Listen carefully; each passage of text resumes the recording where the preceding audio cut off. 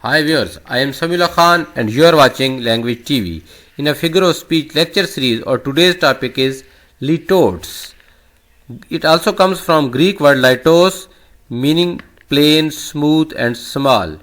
It collectively means simple. Litotes is a kind of verbal irony. So we can say that litotes represents a negative expression but result is positive. In a simple words, we can say that litotes is a literary device in which a negative statement is used to emphasize a positive meaning in a writing or in a speech.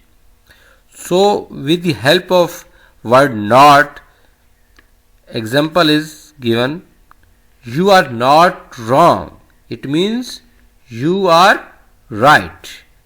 Another example from famous play of William Shakespeare, Romeo and Juliet, in which Mercutio ironically underestimates the size and depth of the wound received from Tybalt.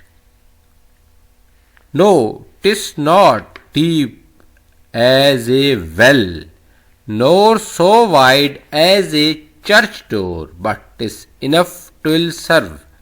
Ask for me tomorrow and you shall find me a grave man.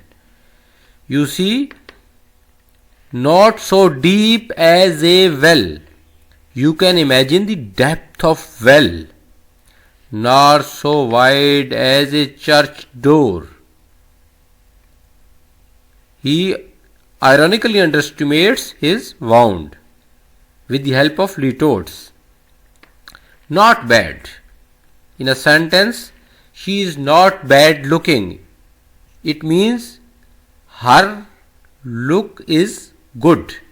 Another example from Jane Austen, Pride and Prejudice, chapter number 27. Home could not be faultless.